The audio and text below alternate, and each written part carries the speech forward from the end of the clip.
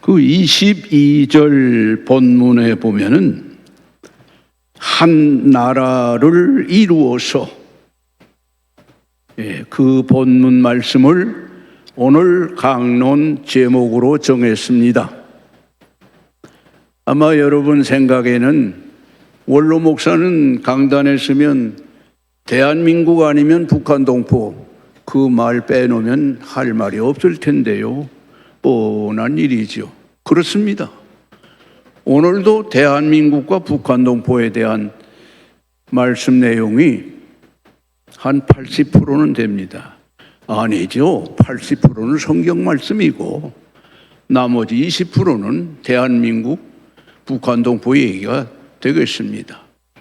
8월 달 5주간인데 4주간 4주일 지냈는데 혹시나 8.15 해방에 대해서 북한 동포 구원에 대해서 말씀이 있나 하고 나름대로 귀를 기울였는데 제가 또 이 귀 청각신경이 잘못돼 가지고 잘 듣지를 못합니다. 그래 듣지를 못해도 역시 대한민국과 북한 동포 문제는 내 몫이구나 그렇게 생각한 거예요. 네. 여러분 생각이 아마 다 그럴 줄 압니다. 오늘 읽은 본문은 북쪽 이스라엘 지파 민족들과 남쪽 유대 나라와 하나 되는, 통일되는 그 말씀을 우리에게 가르치고 있습니다. 첫째로 말씀을 드리고자 하는 것은 북이스라엘의 참혹한 상황, 그것이 에스겔 37장 1절에서 14절까지 말씀이에요. 그리고 구원, 하나님이 구원하신다는 말씀이 오늘 우리가 읽은 본문 사실 15절에서 마지막 절까지인데 23절까지만 본문으로 읽었습니다. 이 두 가지 내용이 첫째로 드릴 말씀이에요. 37장 2절에 있는 말씀 가운데 보니까 여러분 성경 다 펴놓으세요. 오늘 그 37장 이 말씀 다 펴놓으세요. 성경 덮지 마시라고요. 자기 성경 자기가 다 이렇게 읽을 수 있어야 돼요.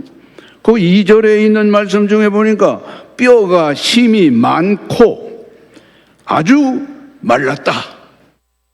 선지자가 보니까 그렇게 보였다 그 말이에요. 아니 뼈가 힘이 많고 아주 말랐다. 그러면 살도 다 죽은 시체만도 못한 존재다 그 말이죠. 참담한 현상이지요. 그런데 11절에 있는 말씀 보면 여러분 성경 11절 한번 이렇게 보세요.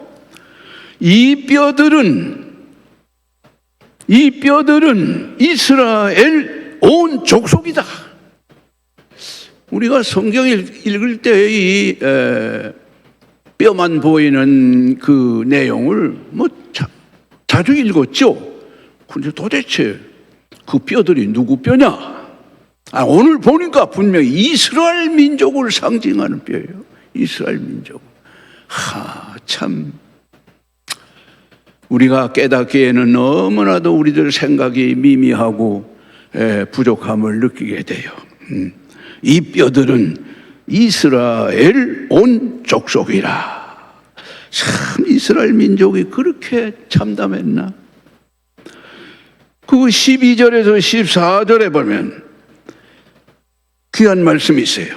하나님께서 내 백성들아 내가 너희 무덤을 열고 너희를 거기서 나오게 하고 무덤 안에 들어있는 그 존재를 이제 무덤을 열어서 생명으로 살아나오게 한다 그 말씀이에요. 너희를 거기서 나오게 하고 내 영을 너희 속에 두어 너희가 살아나게 하고 그렇게 말씀되어 있어요. 마른 뼈 같은 이스라엘 족속들에게 이렇게 놀라운 기쁨의 복음이 어디 있겠습니까? 하나님께서만 하시는 일이에요. 하나님께서 주시는 구원의 소망이다 그 말이죠.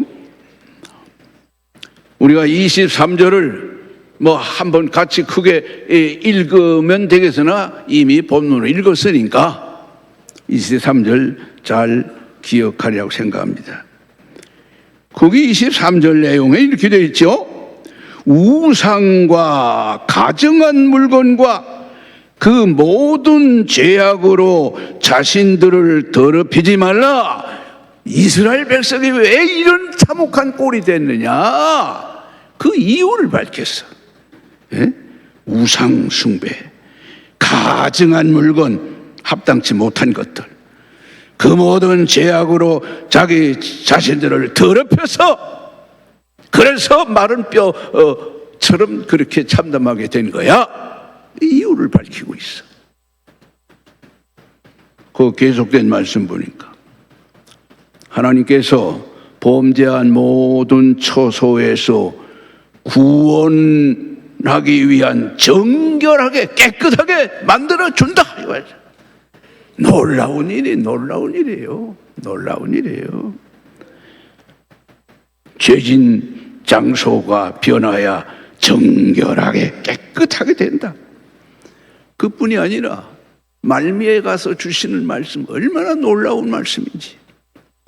그들은 하나님 백성이 되고 하나님께서는 그들의 하나님이 되신다. 이런 때는 교회당 천장이 날아가지는 않을 거니까 큰 소리로 아멘 하고 해야 될 거 아니에요. 자, 다시 한번. 그들은 하나님 백성이 되고 하나님께서는 그들의 하나님이 되신다. 네, 그렇습니다. 놀라운 일이죠. 마른 뼈 같은 범죄한 이스라엘 백성이 하나님이 그들의 하나님이 되게, 그들이 하나님의 자녀가 된다 이 말이에요.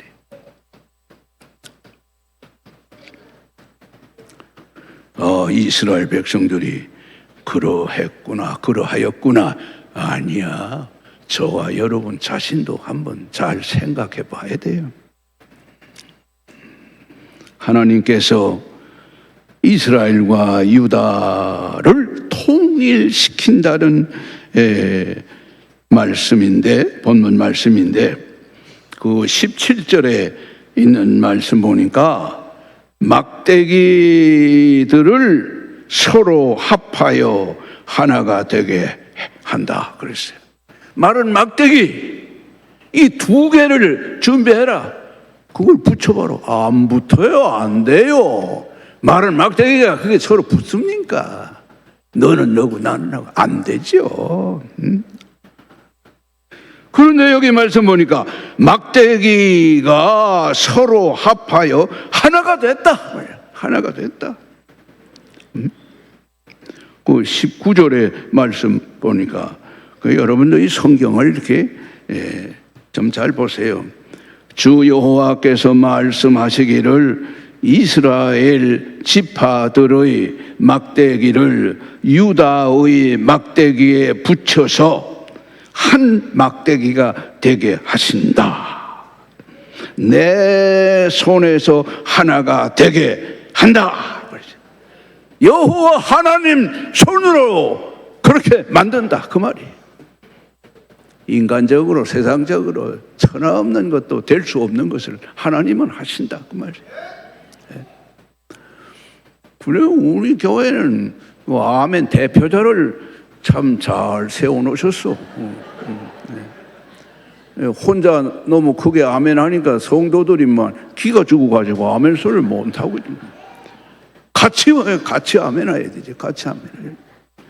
제가 설교 중에 좀 언짢은 표현이나 좀 격한 표현이 있더라도 귀가 복된 여러분은 좋은 뜻으로 받아들이세요. 네.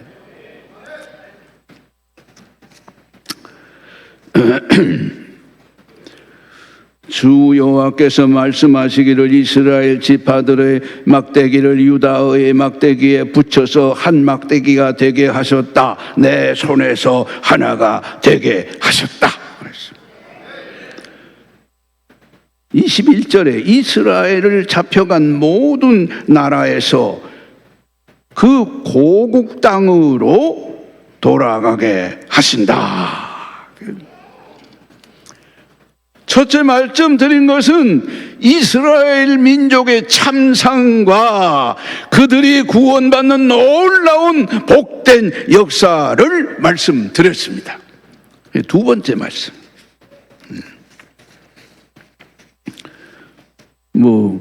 첫 번째가 조금 간단한 것 같으니까 원로 목사 설교 이제 좀 간단히 되겠구나. 천만의 말씀이에요. 모처럼 하는 설교 그렇게 간단하게 하면 돼요. 일부 예배는 시간에 쫓겨가지고 눈 보이지도 않지 도둠거리고 하다가만 아이고 다 틀렸구나. 나 그렇게 생각했어요. 여러분 점심 식사 조금 늦게 하시면 돼요. 네.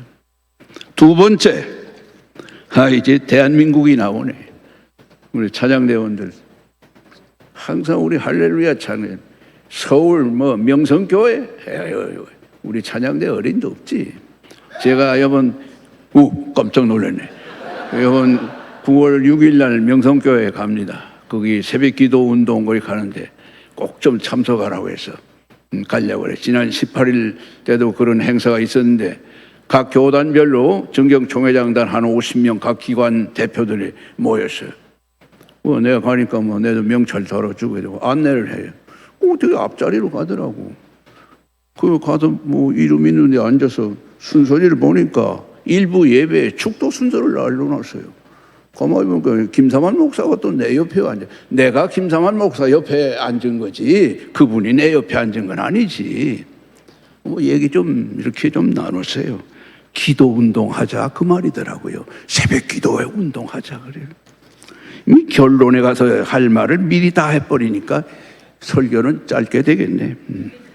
자, 대한민국 역사적 현실 이렇게 제가 두 번째 대지를 정했어요. 1945년 8월 15일 해방이 됐습니다. 금년이 해방 몇 주년이에요? 80주년, 80년. 매년 똑같은 연중 행사로 반복이 됩니다. 그런데 대한민국 건국이라고 하는 말은 그 잘난 정치권 사람들이나 똑똑하다는 사람들이나 목사들까지도 대한민국 건국이란 말 다 집어 던져버렸어요. 여러분 1945년 8월 15일 해방을 맞이할 때 두 가지 현상이 일어났어요. 첫째는 뭐냐? 자유, 해방, 기쁘다, 만세. 거기서 끝나면 안 돼요. 두 번째는 뭐냐? 동족 분단의 아픔 가슴을 미어지게 안고 가야 되는구나.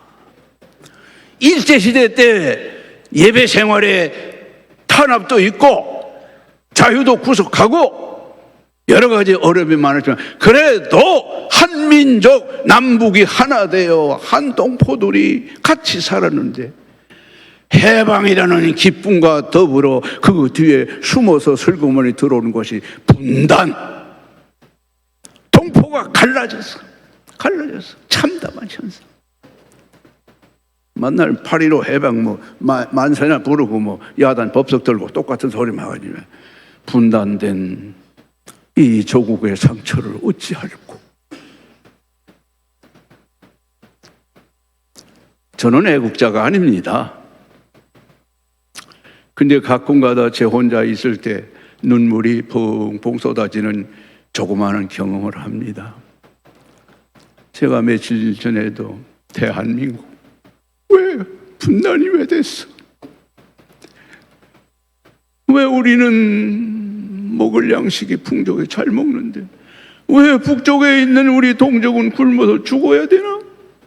왜 엉뚱하게 남의 전쟁터에 젊은이들이 끌려가서 죽고 상처를 입어야 되나? 왜 이렇게 됐지? 8.15 해방의 기쁨에 취하다가 가장 소중한 아픈 상처를 잊어버리고 혼자 잘렸다고 우쭐대고 에이고 살이 넘었죠. 살 빼는 운동해야 되겠네. 어떻게 하면 재미가 있지? 무슨 일을 해야 즐거울까? 남북통일. 뭘 남북통일해? 남북통일하면 돈만 없어지지. 응? 20대 30대가 50% 60%가 통일 그건 안 됩니다. 아니 20대 30대 뿐이야. 그 잘난 정치권 정치한다는 그 알량한 나리들 하는 말이 남북 통일 그거 서둘 게 아니야. 그래. 그런 인간들은 꼭꼭 묶어가지고 김정은이 앞으로 집어 던져 버려야 돼. 아멘하면 잘못하면 고소당한다. 이런 말 했다고 해서 여러분 신고하지 말아요. 내가 잡혀가면 어쩔게요 말이지. 신고해요. 잡혀가면 잡혀가지 뭐. 내가 할 말 못할까 봐. 언젠가는 시청 앞에서 행사하는데 그 행사 순서 가진 사람이 교통관계를 참석 못했어. 내가 단상에 있었는데 사회자가 와서 목사님이 한 말씀 하셔야 되겠습니다. 그래요. 무슨 말 하야 돼? 소신대로 얘기하세요. 다짜고짜 올라가서 북한 김정일이 욕을 해대고 내려왔더니만 옆에 있는 목사가 쿡 집어야 돼. 김 목사 북한은 다 갔네. 지금 너 한 말을 그대로 가서 녹음돼 있어. 가지마. 웃기지 마. 난 $1 하라 그들에게 주기 싫어서 날 모셔간다고 해도 안 가. 갔다가 김 선생 조금 며칠 더 쉬었다 가시죠 하면 그럼 끝나는 거 아니에요? 왜 우리가 할 말을 못해요? 바른 말에 성경대로 말 사야 돼. 그 대한민국의 건국을 그저 잊어버리고 산다는 슬픈 일이죠. 해방 당시에 미국의 루스벨트 대통령이 무슨 국리를 하냐면은 남쪽에 있는 신탁 통치를 구상했어요. 내가 어느 기록을 얼마 전에 다시 챙겨보니까 10년, 20년이라도 남쪽에 있는 그들은 신탁 통치를 해야 돼. 그래야 돼요. 북한에는 소련, 스탈린이 그때 지배하고 있었죠. 자, 일본과 미국이 전쟁을 막판에 들어가 가지고는 소련 보고 참전해 주시오. 일본하고 싸우는데 좀 우리와 같이 해달라고 미국이 그랬어요. 그래서 스탈린이 가만히 있다가 8월 6일 날 원자탄 하나 미국서 던졌죠. 8월 9일 날 두 번째 던졌어요. 그 사실 두 번째 원자탄 던지는 것을 스탈린이 가만히 있다 요기해다 하고 우리가 참전한다. 왜? 일본이 망할 것 같거든. 8월 9일 날 참전해가지고 참전했다고 해서 해방이 되자마자 김정일이 젊은 군대 대위 이걸 앞장 세워가지고 북한에다가 46년 2월 달에 인민공화국이라고 하는 단체를 떡 만들었어. 미국이 가만히 생각하니까 이거 큰일 났구나. 한반도 소련 스타링이 다 가져갈 것 같다. 저거 어떻게 하나. 자, 이제 내가 적은 세 번째로 대한민국 건국 절차 과정을 조금 소개하겠어요. 그때 당시에 이승만 박사는 미국에 체류하고 있었어요. 이승만 박사는 루스벨트 대통령의 구상이 뭐냐? 해방 후에 우리 한반도가 어떻게 되겠느냐? 이승만 박사는 다 그분은 기도하는 분이라서 하나님께서 그 마음을 열어서 다 알려주세요. 이승만 박사가 막 조급해가지고 이거 빨리 한국으로 귀국해야 되는데 그런데 루스벨트 밑에 비서실에서 무슨 지시를 내는가? 이승만 박사 한국에 귀국 절대 하지 못하도록 여행사에 지시해서 비행기표를 팔지 말라. 꼼짝없이 미국에 붙잡히는 거예요, 이승만 박사가. 아, 이건 큰일인데. 저 루스벨트가 통치, 미군 통치를 계속한다면, 저 소련은 또 김일성이 세워가지고 밑으로 밀고 내려오면은 이거 어찌가나.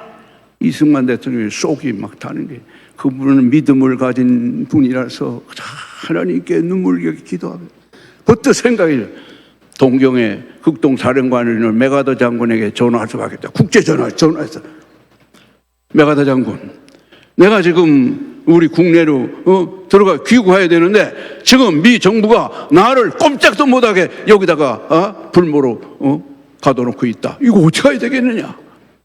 메가더 장군이 두말하지 않고 전화상으로, 걱정하지 마요, 내 전용기를 즉시 보낼 테니까 내 전용기 비행기 타고 빨리 오세요. 하나님이 도우신 거 아닙니까? 네. 그래요. 아멘이지, 우리게. 하나님이 도우지 않고는 그런 일이 어디 있습니까? 미국 대통령이 하지 않은 일을 메가더 장군이 자기 전용기, 자기 마음대로 부리는 비행기를 보내 즉시 타고 귀국했어. 그래서 대한민국 건국 절차가 이승만 박사 과정에서 하나하나 이루어져 나가는 거 몇 가지만 제가 소개하겠어요.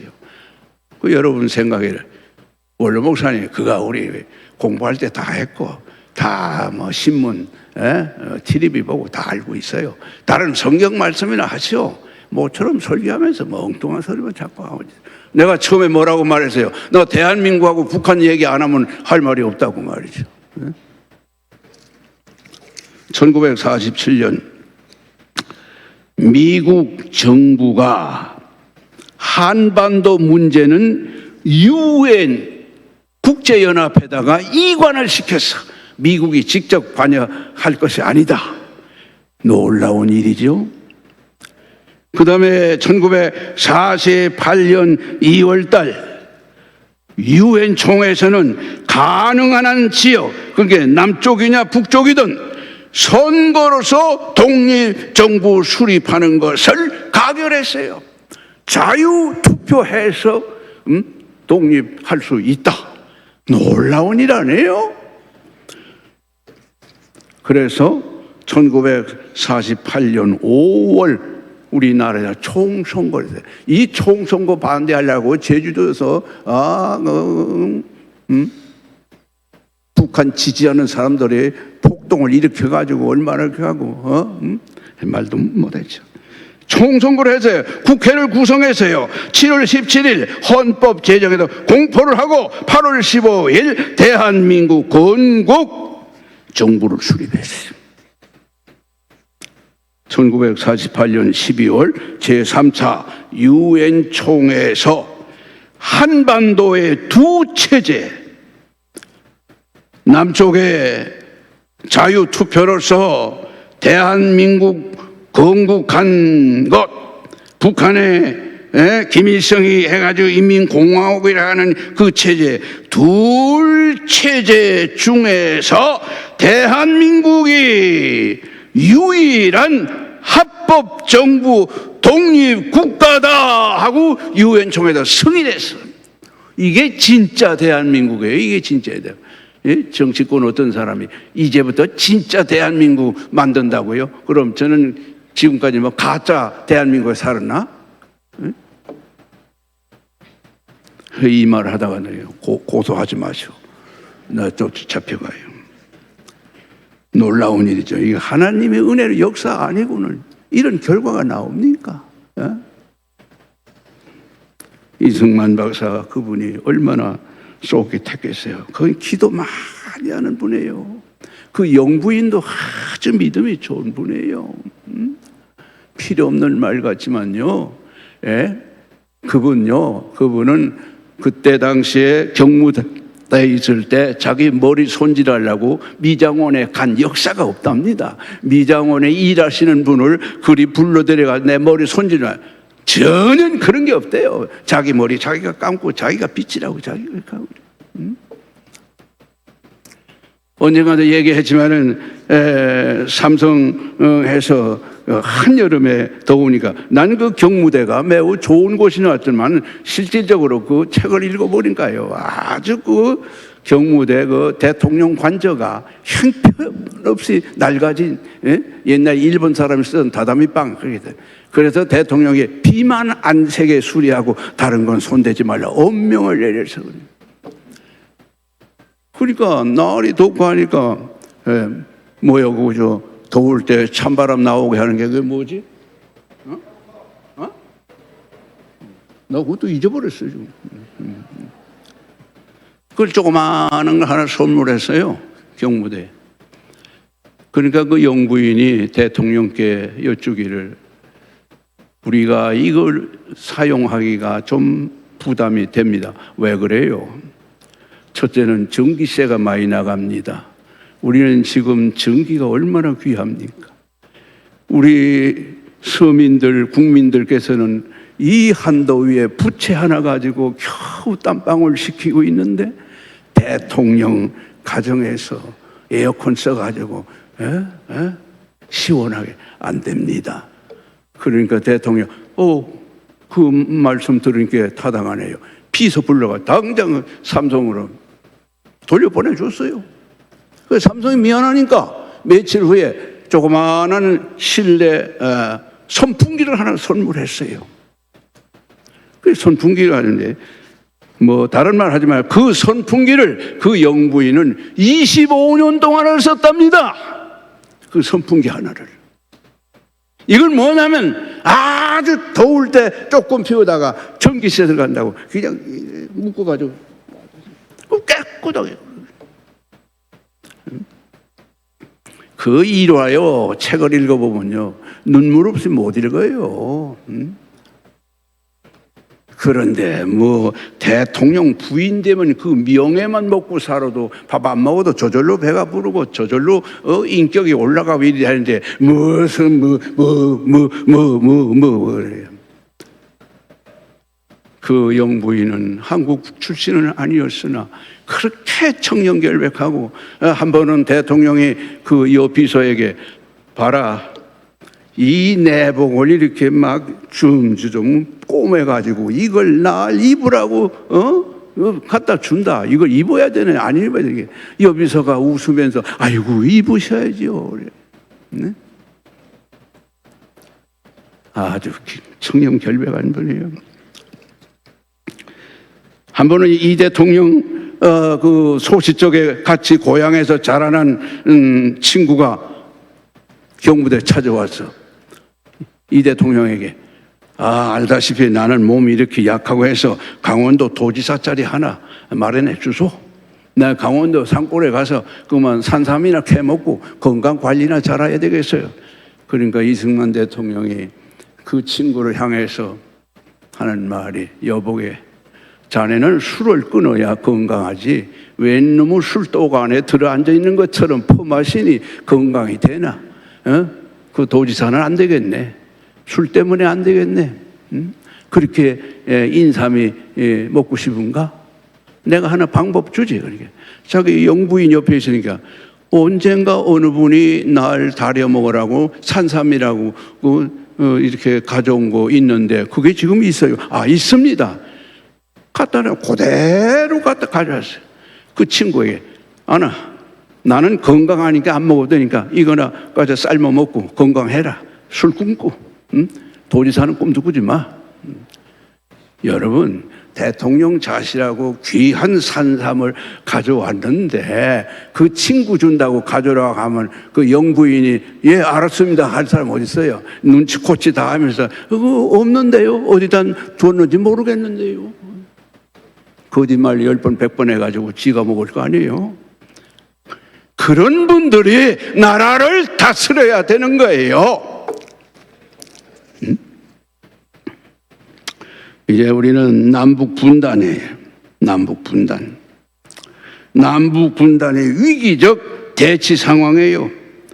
북동포들은 독재 체제 아래서 80년 동안 영적, 육적 자유를 잃어버리고 고통 중에 살고, 대한민국은 하나님의 축복 속에 배불리 잘 먹고 국제적인 위상을 살려서 잘 살고 있어요. 말하다 보니까 엉뚱한 소리 많이 했는데 이제 마지막 하나 더. 한 나라를 이루어서, 그래서 제목이죠. 그러니까 한 나라를 이루어서 유다하고 이스라엘이 하나가 되라, 하나 되라. 갈라면 안 된다, 갈라지면 안 된다. 근데 지금 우리 형편으로는 법적인 차원에서 한 나라가 되기 위해서는 북한 체제가 해체돼야 돼요. 네? 그렇지 않으면 대한민국으로 편속 들어와야 돼요. 그러나 이건 절대 불가해요. 안 돼요. 왜 그 이론이 되냐면 대한민국 헌법은 단일 국가로 체제로서의 헌법이에요. 영토는 한반도 전체가 우리 영토고, 모든 섬도 우리 영토고, 그리고 지금 북쪽에서 탈북해서 오는 분은 우리나라 와서 정착만 하면은 주민등록증이 바로 나옵니다. 우리 국내 국민하고 똑같은 자격을 줍니다. 왜? 우리 국민 돈 보니까 헌법 보장하는. 예? 자, 그래 무력 통일. 북쪽은 무력 적화 통일 시종여일 주장하고 있습니다. 이 무력 통일은 안 됩니다. 피차간 극심한 피해로 끝장납니다. 안 됩니다. 그러면 주의 사상전 어느 편이 옳으냐 좋으냐 따지어서 안 된다. 그건 국민의식 혼란해지고 안정성 기대 불가다. 군사력으로도 이론적으로도 정치적으로도 국제적으로도 안 된다. 어떻게 해야 돼요? 오직 하나님께서 하셔야 됩니다. 하나님께서 하셔야 됩니다. 오직 하나님께서 하셔야 됩니다. 자, 북체제는 반드시 하나님의 심판을 받습니다. 왜? 하나님을 대적하니까, 인간을 우상화하니까, 거짓 사탄의 속성을 가지고 있기 때문에. 우리가 일제시대 때 야단 법석들어도 예배당 다 헐어버리고 불질러버리고 성경책 다 내버리고 성경책 가졌다고 총으로 쏘고 칼로 찔러 죽이는 일 없어요. 북한은 성경책 하나 가지면 즉시 총살이에요. 예배당 다 없애버렸어요. 안 돼. 안 돼. 그래서 북체제는 언젠가는 하나님의 심판으로 사라질 존재입니다. 그런데 문제는 그게 언제냐 이거예요. 언제냐. 이거 지금 아직도 하나님 그런 심판하실 그런 무언은 아닌 것 같은데. 모르겠다. 통일 안 되면 뭐 나 배부르고 잘 살면 그만이지. 누구 생각처럼. 문제는 대한민국 한국교회가 하나님 앞에 어떻게 존재하고 있느냐. 이게 숙제 해결하는 하나의 단면이에요.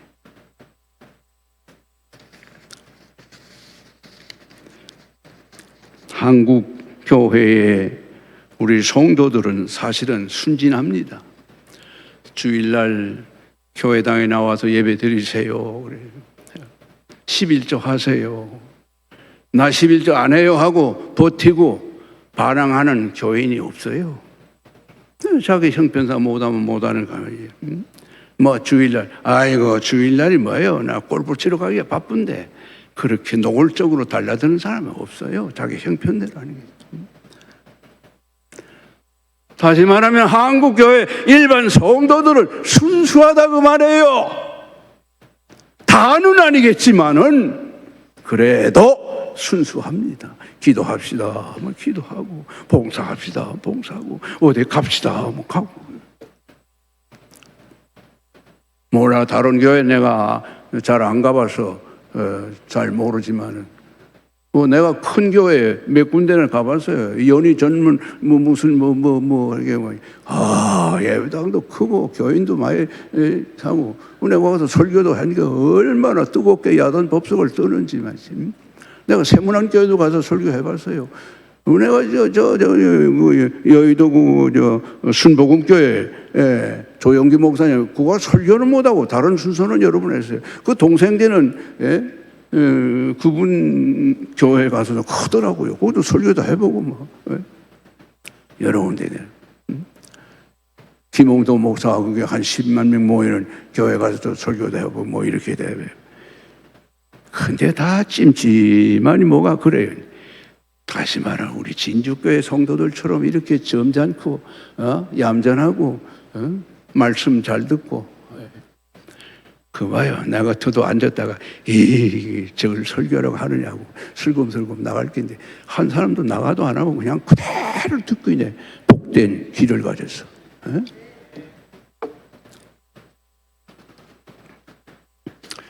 지금 한국교회 소위 지도자는 예수님이 한 분이라고 그랬어요. 다른 사람은 다 섬기는 자들이에요. 섬기는 자들이에요. 제일 문제가 뭐냐면 탐심에 빠져요. 탐심. 이 탐심은 에덴 동산에서 하와가 사탄에 유혹받아서 이거 먹음직하다, 저거 따먹으면 얼마나 좋겠나, 하나님 말씀을 싹 잊어버리고 사탄의 꼬임에 옳죠 그게 탐심이에요. 원죄성의 속성을 지니고 사는 인간의 본체, 이게 탐심인데 저를 포함해서 한국교회 소위 중직자라고 하는 사람들 중에는 왜 너무 탐심이 그리 야단스러운지, 목회 서신이라고 하는 디모데 전서 6장 10절에 돈 사랑하는 게 일만하게 근본이 된다. 그 탐심을 버리지 아니하면 미혹을 받아가지고 믿음에서 떠나서 많은 근심으로서 너를 푹 찌른다.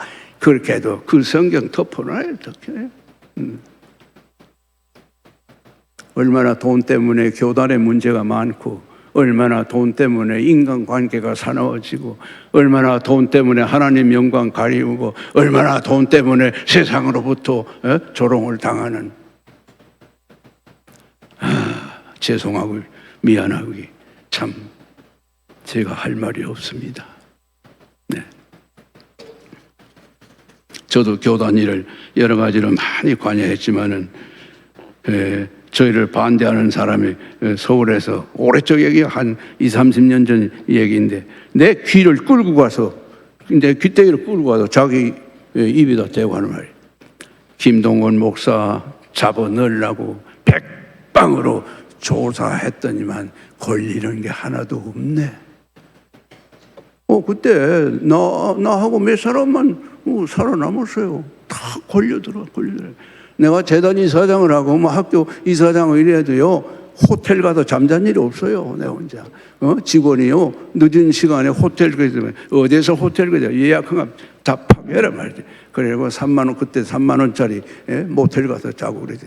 절대로 학교나 총회장 할 때 밥 사 먹고 영수증 가지고 밥값 내놓으라 한 적이 한 건도 없어요. 내가 총회장 할 때 그래 총회장이라고 조금 돈 주는 거 그놈 다 모아가지고 성탄들 기해가지고 직원들 선물 사주라고 하고 그랬어요. 그런 게 걸리는 게 별로 없더라고요.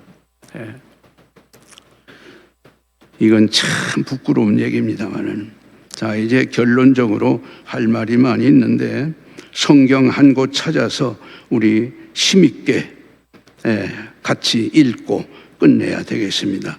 이사야 성경 41장입니다.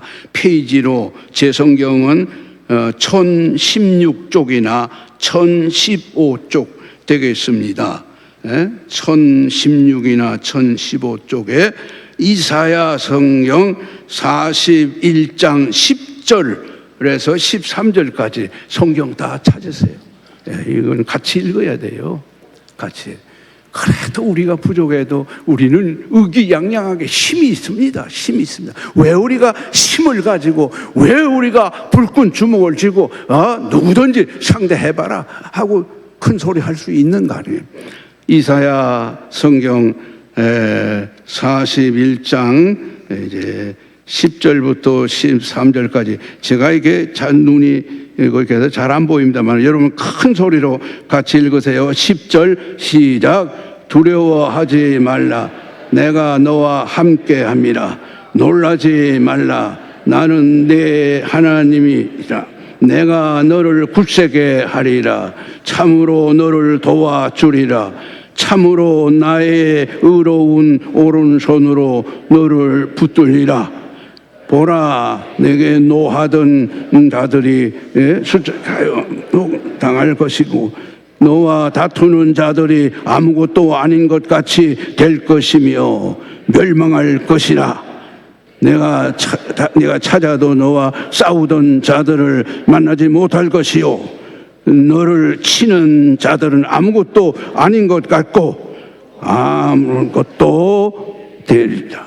자, 그 13절 크게 읽어요. 이는 나 여호와 너의 하나님이 내 오른손으로 붙들고 내게 이르기를 두려워하지 말라. 내가 너를 도우리라 할 것임이니라.